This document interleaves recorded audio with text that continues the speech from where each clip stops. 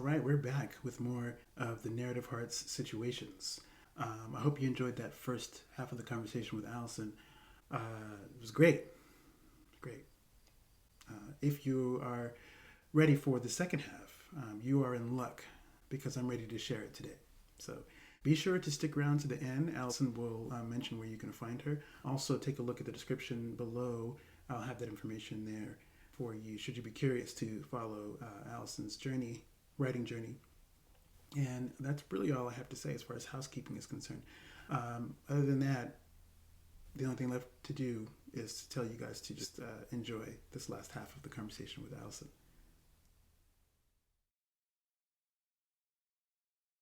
You could see it made into a movie script, but it's not like these bold statements. It just feels like he uses very few words to say so many things. And I really, that speaks to me a lot. So make a note of that because I haven't read. I need to make a note because I'm going to try to see what's going on because I haven't read any of his works. I need to make that. Beartown is my favorite, but really any of them are great. A man called Ava. I never know if I'm pronouncing his name exactly right because he's Swedish. So, but that was made into a movie too. The film is quite good, but the book is of course better. Yeah, the book is but that was his first big hit. So that one, or I think Beartown is great as well. Yeah, so these are my two favorite ones. That's awesome. I'm a fan of subtler writing too. I think that's something else that feels like this. Just the because and I feel like that's kind of a skill. It's a real skill to be able to communicate, thoughts and ideas instead of with a gesture or like body language or if a character's has a facial expression or whatever it is. Like so, I think it's rare when you get that in like you mentioned like fantasy or science fiction like where things feel more operatic. It's like this huge thing which is it has its place. There's something to be said for that. Yeah. But I think absolutely you are. I'm more in line with where you're at with regard to like the appreciation of just like the subtlety of character stuff, but also the skill it takes to write that, like how to write that well, and the nuance it takes to be able to do that, like as from a writing perspective too, is something that's really really cool if you to come across that and to be able to sort of test yourself to sort of see, can you pull that off as well. And I think that it's so you're absolutely right. You're on it. Like that's the I have a lot of respect for people who write as you said, the operatic style as well. And it takes a different type of skill to have that clever turn of phrase or what have you. But I guess I just find that I also can relate more to something that sounds a little more like common speak, and it's not the bold bursting into the scene or, crazy declaration of love or this or that, but something that's just a little bit quieter. Yeah. And, the other stuff can make me emotional in all kinds of ways too.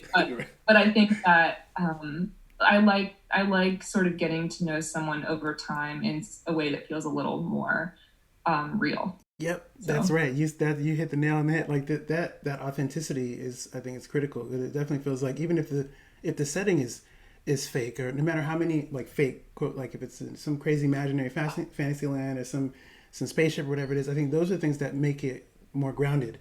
If you can come across characters that feel like you're knowing them in a more real way, I think you really only get that if there's subtlety expressed, like in different ways of like how if you were on that spaceship and she did this as opposed to telling you, hey, I don't like you or whatever she said, like, okay, that's fine. I know you don't like me, but a glance can sometimes suggest, oh, I think she's upset with me or whatever. I think this is something.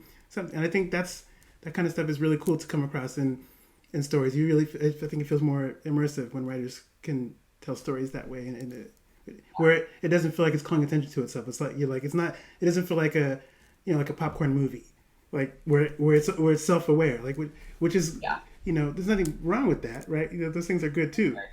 But it's like, oh, this is, there's something that's sort of, that feels more intimate when you can really sort of, let it into your spirit more when it's like, oh, I can, where there's not a lot of stuff outwardly expressed. It's more, and it forces you to sort of think more and feel more as a reader. That kind of stuff is really, really cool. So hopefully Memory of Light does that. But yeah. I mean, from what I've seen, I'm not super far yet. I'm only in a few chapters in, but I'm certainly feel there's a lot of stuff that's sort of in Ari's head that's really you're in it. Like I feel like okay, you get to take the journey sort of as her. Like you get to be like okay, all right. I'm gonna be with you. I'm gonna be with you on this journey. Let's do this. Let's go on this trick. Let's do it. So which is really cool. So I'm excited to continue reading and I'm actually so the hard copy is coming to me, so I'm excited to sort of have it in my hand to be like, yeah, I'm gonna have it. I'm ready to be like, So that's speaking of that. Ari, I'm gonna talk about her a little bit. So where does she come from for you as a character? Is she mostly sort of like pieces of you, or is she sort of an amalgam of you and other people or other sort of ideas or things you're thinking about as far as because I like immediately she starts up, she's super strong just within the first few chapters. She's already like fully realized and she feels like a three-dimensional character. And so I'm curious where she comes from for you. Yeah, she was just in my head. I started writing and she was there. Yeah. And I think certain parts of her backstory or, the way that maybe she responded to a few particular instances, different scenes, I edited a little bit, but I really felt like and still feel like I just know exactly who she is. Yeah. And I have come to realize a lot of that, like I said, is because I sort of wrote myself, in a different form.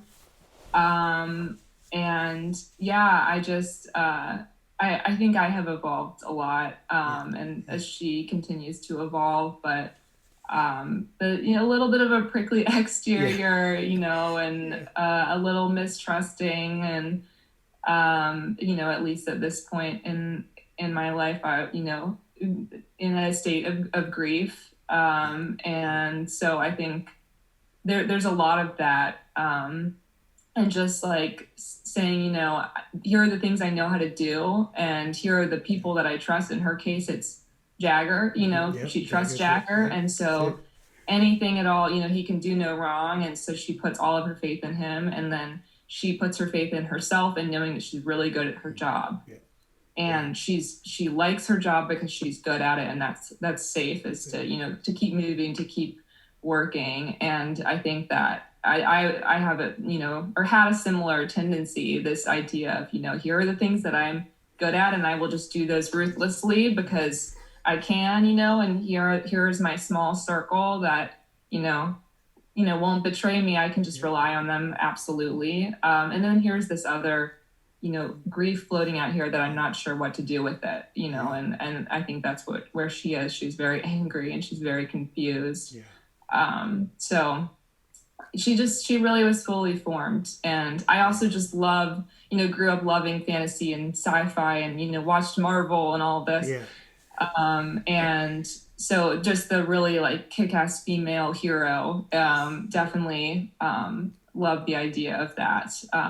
So that's awesome. Yeah, she just, I started writing the first scene, not exactly knowing where it was going to go. And she was just right there. That's awesome. That's such a gift when a character can come to you, or it's sort of already there. So the character just makes themselves known to you. It sounds like to me when I'm hearing you, I'm going, it sounds like she really was already there before you started writing, and she just sort of peeked out. Okay, all right, now you can take me and put me into this. I traveled and I found these beautiful landscapes, and she was waiting. Yeah, she would just. Yeah, that's fantastic. That's the one like, oh, she's like, she's ready to go on this journey. Like, just take her and put her in the. That's awesome. I love that. So I want to shift gears slightly to talk about. So there's two things. So you mentioned grief, and I find that that's such a major. Would you say first would you say that's a major piece of Ari? Like she's restless, like just like the notion of grief, just in general. Like and how much does that feature into the like as a theme in the book? Would you say that's fairly sort of, even if it's in the backdrop, like how much would you say that's plays a role? No, I think it's very present, and I mean it continues to be present for her for a while. I think like her whole story is, to me, a story of trying to work her way through that and work my way through it by means of her. And she's struggling with a few different types of grief. She's grieving at the loss of her parents, then at the loss of her mentor. And there's a level of betrayal in both of them, but particularly at her parents, feeling like, you know, they made a sacrifice, that she feels like they made a choice. And then there's the loss of her mentor, you know, who was the person that really raised her. And she's really, really grieving over that loss and channeling that into, you know, like I said, she's channeling it into her thieving career and, you know, continuing to push people out and, you know, trying to figure out where to go from there. And so I think her story continues to be one just about figuring that out and having this fear. I mean, she lives in a war zone, right? It's a civil war. So it's not she feels like it's not safe to let anyone in any capacity, because we're living in this place of such high risk that they might just be taken away from me again, you know, like the last few people. So, so again, obviously it's all sort of a heightened environment, you know, when you compare it to any of my own life. But I think, a lot of my writing was me trying to process some of these emotions, and so she's processing them too. We're both still figuring it out. No, I don't know where the story is. But yeah, I think it's a very central theme, and Dav is a very important character who comes up a lot in her thoughts and her memories and her dreams.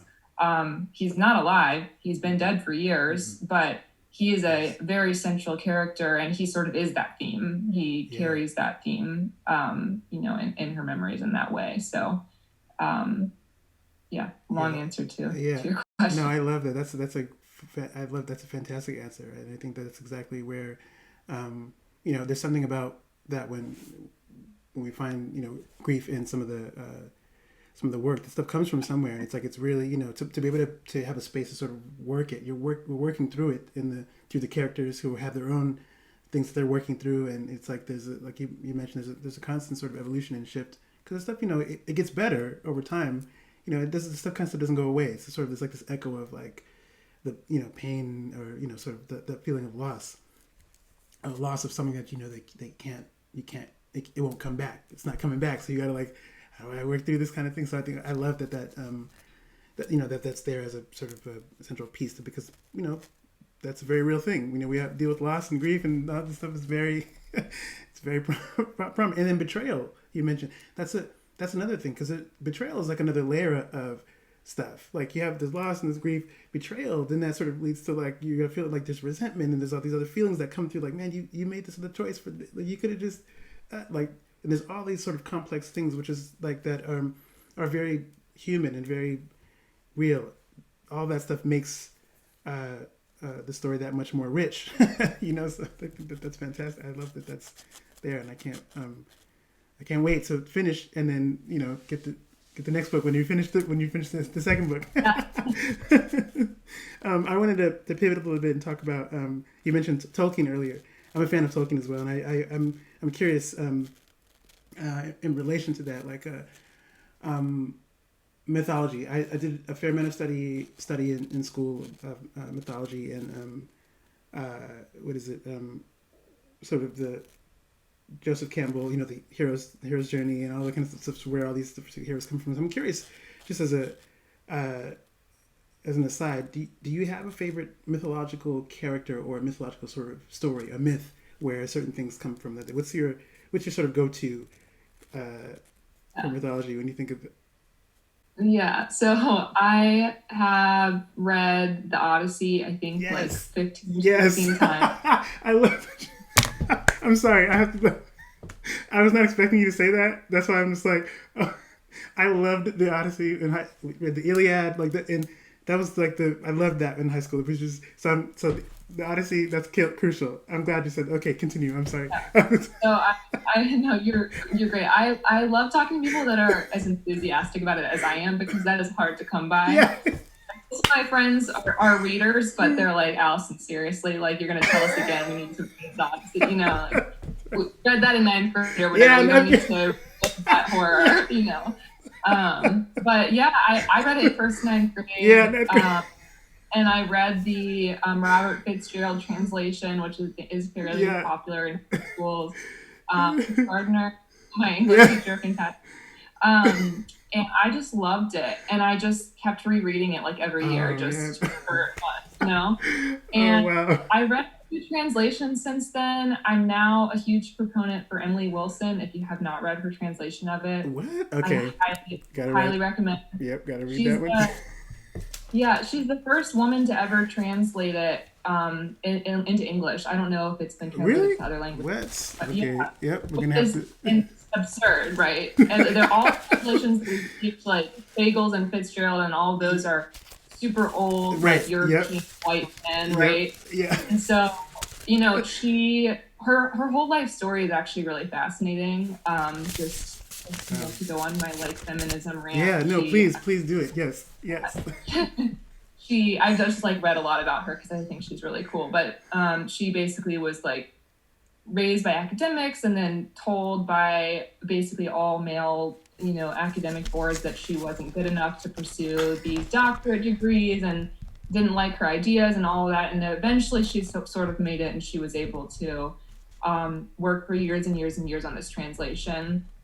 And it's history making, right? No other woman has ever done this, and not probably for lack of trying based on her story, but even just to read her introduction is absolutely phenomenal. She calls it a feminist translation. So it is exactly the same number of lines as the original Greek, which is very rare. Wow. And she writes less to be poetic and more to be accurate, which I found very moving after reading the Fagles and Fitzgerald sort of styles. When the language is beautiful, but they definitely, having gotten to know that and then reading this, they gloss over a lot of things that make you feel like some of these scenes and some of these choices by Odysseus are a lot uglier, you know, and even just the subtle things such as, you know, they hang up and, you know, kill all of the slave women. And she makes it very clear, like, these women were raped. They were slaves, not servant girls. Like Fitzgerald calls them servant girls or servant women. She calls them slaves, which is the correct Greek word. And, you know, they were raped by these men, and then they're killed for being, you know, dishonest or disloyal to their owners. And so she changes the text to be actually an accurate reflection of what happened. And there's, you know, small word changes, the way that, like, Penelope's hands are described, or you know, just things that are fully altered to make Odysseus look more like a god, and some of these other more minor characters or female characters to seem more just ladylike and all of this. And then it, you know, she really reveals a lot of the dirty side of the story.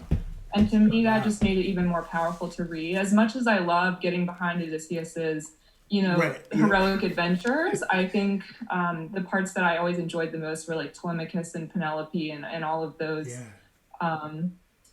parts of the story. And so just reading it again and with that context in mind, having to think, like, what's really happening? And obviously times have changed in these many hundreds of years, but, you know, what is the story saying about, you know, gender and about race and about all of these different ideas? And I was certainly taught in high school that, like, he was this amazing conquering hero. And that's what I thought. If you try to read it from a different perspective, it's pretty eye-opening. So I still love it because I think it is a beautiful story and it's beautifully written. And I love the themes of home and hospitality and all of that, I think, are really, really amazing. But it definitely changed the way I thought about it. So I highly recommend reading a little bit about Emily Wilson and getting that and reading her introduction. And you know, it's really powerful. But I've spent more time recently too reading, like, the Song of Achilles and that's great. 1,000 Ships I've just finished up is incredible. And they are really cool retellings too. Just give you better perspective on some of our quote unquote heroes, and from sort of the common person's eyes, or from the people that are always being pushed aside. So, the slaves and the women. And so I've loved that too. But I think I love mythology because I think they're beautiful stories, but we're offered so many chances to rethink them and challenge them. And, they serve as good allegories to think, stories that we think about now. The victors write history, and that's sort of proven in these stories. But I highly recommend 1,000 Ships if you haven't seen that one. Yeah, that's another one. Yeah, that's another one on my list. I have to re-add that. That's fantastic. I love. Oh yeah, thank you for that. That response. I love that answer because I hadn't heard of Emily Wilson's translation. So I think that's like, I hadn't even known that alone is intriguing enough for me to go, what? Okay, I need to see what this one is about, because especially if you're getting anything that colors some of the stuff we're familiar with, sort of grown up with, and puts it in a different light or a different angle, whatever, just slightly to go, I can look. I didn't see it from this perspective. This is actually really cool, which actually feels like, that's, especially if it feels like it's more accurate to what would have happened, like what might have happened, like where this is for real. Like, that kind of stuff is fascinating to me. So I love that I learned. I didn't know that. I didn't even know that version of that translation existed. I need to get on that. It's very new, but I can almost guarantee all the high schools are still using the one. I would agree. I know in my high school we definitely did too. Like, did you? Along those lines. So I also read it in ninth grade. It was my first time reading it, and I think did you get to watch the miniseries in school? Did they show that in school? So my school, we read it, and then they showed us it was like a NBC miniseries with I think Vanessa Williams as Cersei, and I forget who the other guys played. I would, if you haven't seen that, I would recommend just watching it just for kicks to see because I think it's oftentimes when you read something, obviously the reading stuff is usually better than if they make the a film version of it. That I think it's pretty close to the text as far as accuracy, whatever it is, but it's a cool, and I think a miniseries was it made a lot of sense because that's a serious sprawling story. You can't do just a 2 hour. I think you could, but it wouldn't do justice to the story. So miniseries is better. If you get a chance to find the miniseries of the Odyssey, I would recommend checking that out because just for kicks, And along the lines of on mythology, do you have a favorite mythological character? What's your favorite god or goddess or someone who's from they don't have to be a deity or anybody with power, but just sort of someone who like the Amazons, for instance, or whoever in the mix of mythology, someone you. I do love the Amazons. Me too. Yeah, I love Athena. I feel like that's pretty sort of typical. A lot of people love her, but I think she's cool. I like that she is the goddess of wisdom and strategy and all of that, and it's not just I don't know. So something like Aphrodite or Hera, like they always for me. I like the cunning and but it's been interesting. I've definitely reading some of these retellings, even like 1,000 Ships or Song of Achilles or Circe, or, some of these newer retellings. It makes you think a little bit even about the monsters and the way that they're portrayed, and and why are they doing what they're doing. And so it's definitely made me think twice about a character like Medusa or Circe or so. But I still really love Athena. Oh, of course, Athena. Yeah, she's pretty major. She's pretty critical to the stuff. While we're on women, I have to ask this question. I know we chatted a little bit about this on Instagram, but I want to just because I want to hear a little bit more about your thinking about Lord of the Rings and Eowyn and Arwen. So if you who who's your pick as far as I guess if we're talking about the books from the books version, who are you going with? I would pick the same probably either way, but definitely Eowyn. Yes. Right. But Eowyn is just much less impressive in the movies, but I still like her. I mean, her final scene still saves her a little bit from being completely inconsequential and lacking a spine. But yeah, in the books, she is just so beautifully written, and she has so much nuance. And I think some of the best dialogue that he writes is her conversations with and about her. Actually, some of the conversations that Gandalf has with Aragorn is just about her and sort of her state of being and what she needs and what she desires. I think are really beautiful as well. But yeah, just her whole journey of looking for a way out and finding that way out, not through another person but on her own, and the whole scene, obviously, when on the battlefield, which is way better. They just kept the original dialogue. And I felt the same. And everything in the book, and then in the movie she just looks terrified. I'm like, I mean, she still chopped his head off or whatever, but she so that was very disappointing.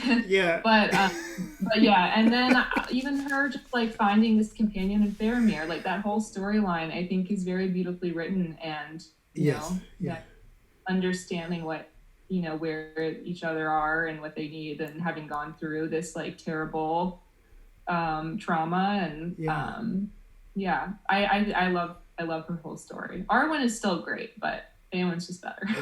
I completely agree. That's why, and I asked you that because I was like, I feel, because I also look, right, we all love Arwen. She's cool too, but she legitimately she is, but also Eowyn is just such a like she's just better. Like she's just better.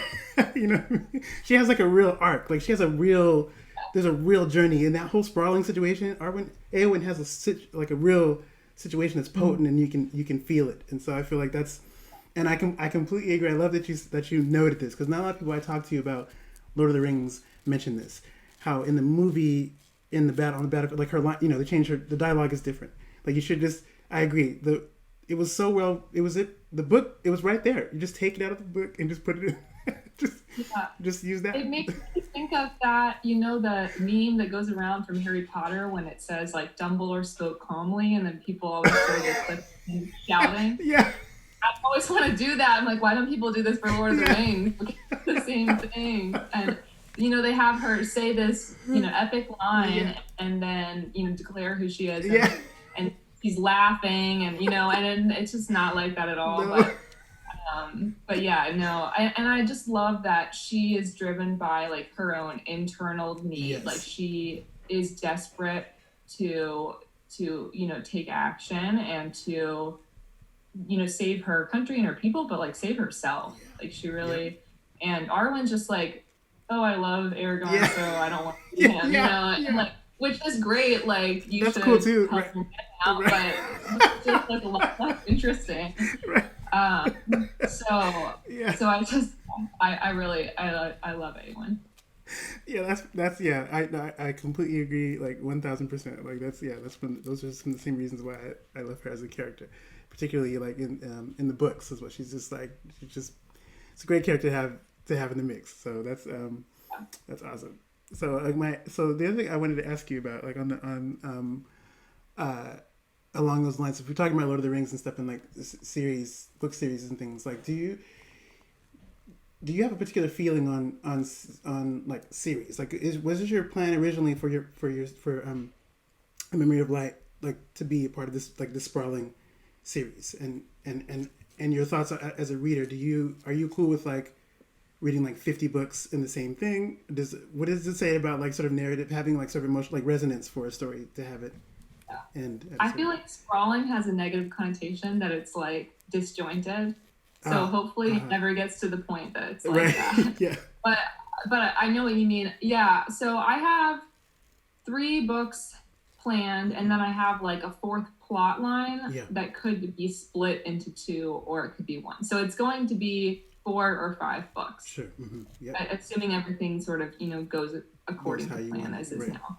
And I think that is really a maximum length that like most series should go. Right. There are a few people who have done it expertly, and Harry Potter, I think, it's great, yeah. right? Fantastic. But there will not be many other series that are reach those heights. So I think that often they do start to get tired, or you are repeating the same themes or the same conversations. And so unless you like really have some kind of plot underlying those that can really keep people going and keep the twists and turns coming, I think they do get a little tired after like 4 books. So that's why I'm trying to just see how things go. I'm also, because I've split them up, they aren't like too absurdly long. Right. Some of these more popular series are, they're 500, 600, 700, whatever. So, and I made the decision not to make my first book that many pages. So instead, 100 some. And so I think keeping them a little shorter, you can keep it going a little bit longer because you haven't exhausted your characters and their development yet. So that is nothing against the long books. I love reading hefty books. But it's just a little bit different. Like, how many pages does it take for you to sort of run out of things to say with these characters? If you still have more to say, then great. But no one likes the TV show that adds 10 extra seasons to the book. Right. You want it while it's still good, and it's sad when you get attached to characters and they start to disappoint you, or the story starts to disappoint you because you want what's best for them, whether it's good things or bad things happening, you want it to keep you really enthralled. So hopefully, I can write my 4 to 5 books in this series and then call it a day, and it will be tied up nicely, So I feel really good about book 2 and pretty good about what book 3 looks like, but it's definitely going to be a question of how I want to sort of split up that final part of the story. So. Yeah, absolutely. Yeah, no, that's fantastic. There's something I know. I think I agree. I think there's something to be said for too in story. I mean, long stuff is cool too. It's just that at some point it feels like I find some of the strongest stories. I think that I find like there's some degree of like. Closure to the events, and then it has that it ends in a way that feels like that it has sort of space to like have its life, like have a life, and then it's something you can go back and revisit in a way that doesn't feel like you're like where it's like, oh gosh, another one of these things, or this other piece here. You don't want it to feel like that either. So it's like I think there's something really important about a story ending and having its space to sort of breathe and let it do its thing. And then you just go, okay, that's this story, and now it's here, and it has its own life, and it's going to do its thing, and so that's pretty cool. So I want to ask you now about, like more broadly. Now this is more about sort of writing in general. I think do you have anything that you think for yourself as a writer that you wish you would have known before you started writing? Like, is there some sort of message or some lesson you wish you would have learned before beginning to sort of write in earnest?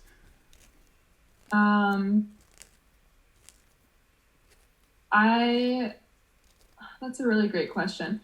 I mean, I think that I taught myself most of the important lessons with my book 1, or the first book I wrote. It just never got a title, actually.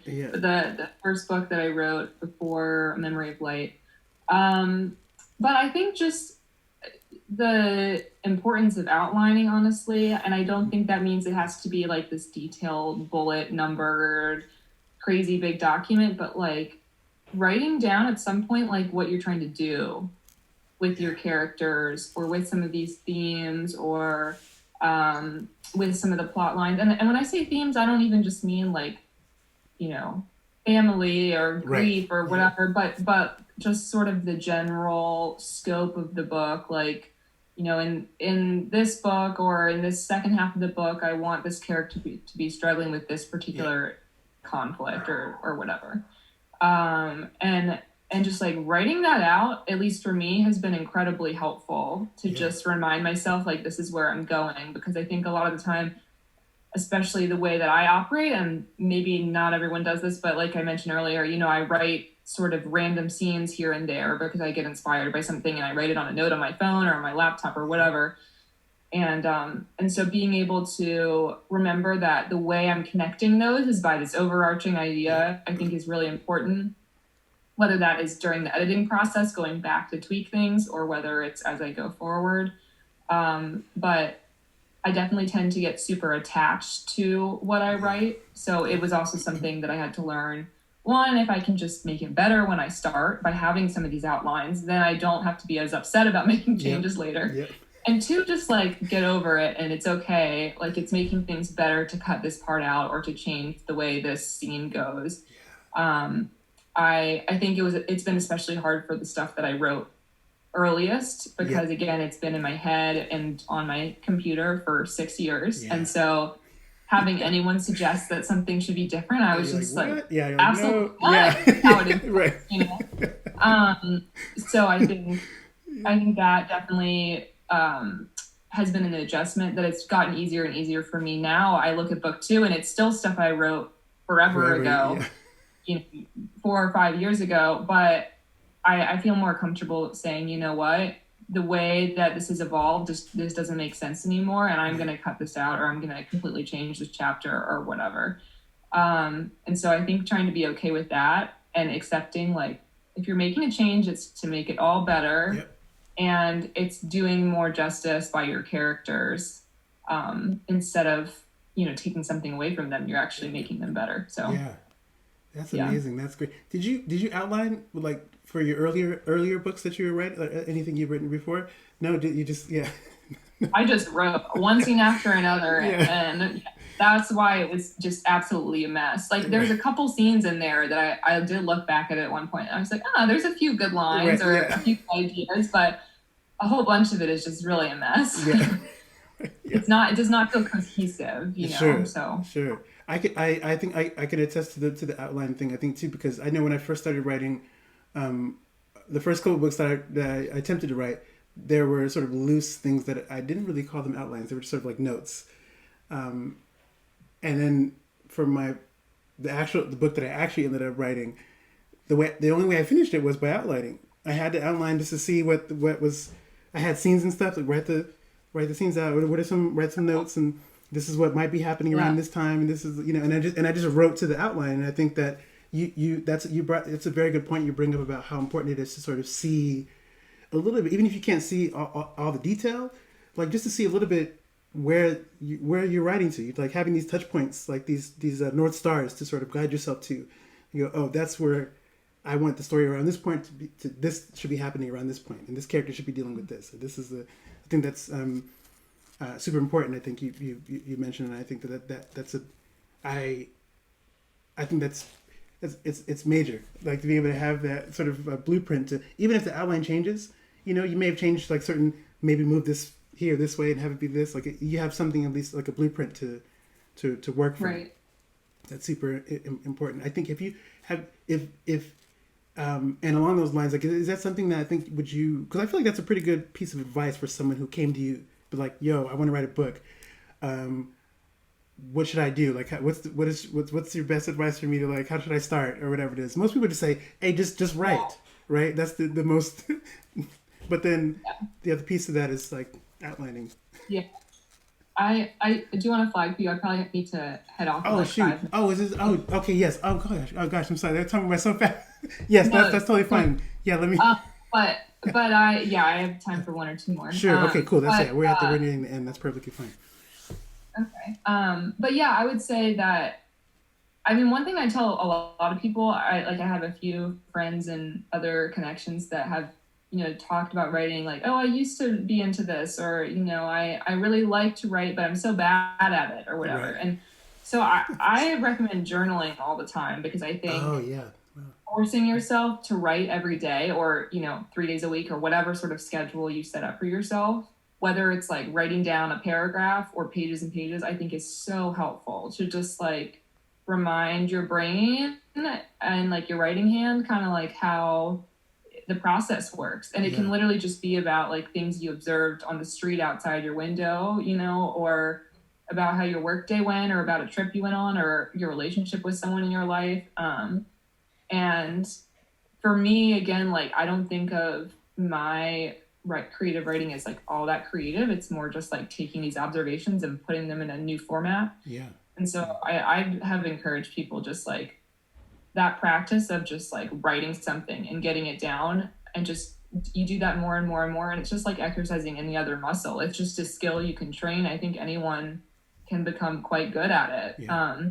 So that, and then just once you've actually started, I think saying I'm going to get something done every day. And again, for me, that doesn't mean I'm writing a full chapter, but it, you know, it could mean that I just put a couple comments on my document and said, like, here are some spots that I really want to revisit, or I want to think about this idea. And so it gives you a sense of fulfillment and accomplishment, but it also is making real progress. Yeah. And it's a little less of that sense of like, oh, I have such bad writer's block, because I think making a little bit of progress, no matter what that is really, really useful to getting rid of that block. And also actually, again, making a little bit of progress. Like if you didn't put that comment on today when you couldn't think of anything to say, you know, then you're going to forget to do it tomorrow when you do think of something. And then that other chapter that you wanted to go back and edit, it's going to get forgotten about. So I think, you know, I think it's all really beneficial. That's fantastic.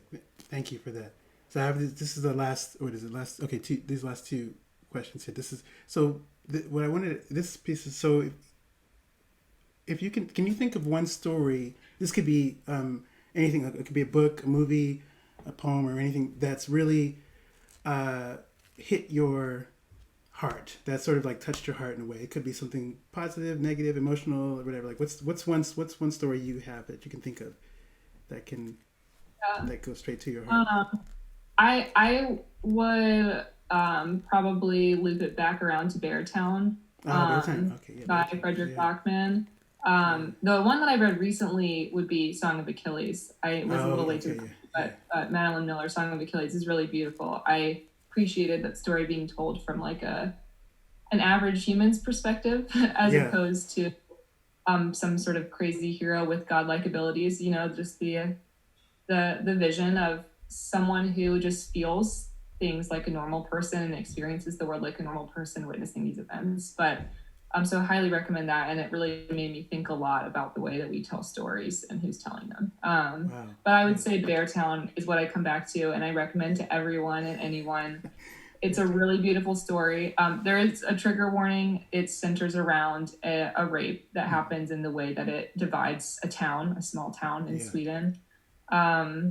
And it's about this hockey team and the hockey player, their star hockey player, who rapes a young woman, and the way that people either support her or support him because they're desperate to have this hero continue to uplift their town. And it's just a very tragic and human story. And there's also a lot that's really hopeful and uplifting about it. And I think that he handles it so beautifully and so well. And I don't think I ever like slept for nights after reading it. You know, I just like would lay awake, like thinking about all of it, you know, and not in just a terrible way, but just thinking about how beautifully he wove together all of these characters' stories and feelings and troubles, and the way that they all overlap, and the friends and the family and the different people. And it's really stunning. So that's I think everything he writes is really beautiful, but that one just like kept me up at night. Man, yeah, that's a series, and that's a great example. It's perfect. That's exactly the kind of something I was curious about hearing. If a story hit you like that, that's great. I think, Allyson, so that's all the main questions I have. So I thank you so much for taking the time to talk with me, and I was really looking forward to I was looking forward to this conversation. And I just say thank you for your time and for your wonderful answers, and it's like, oh gosh, I'm so, and for the reading list, I got some new books to sort of to grab, so I can see what you're like, yo, I read this book, whatever, you know. So yeah, thank you so much. Lastly, where can people find you if they're looking to learn more about you and your work?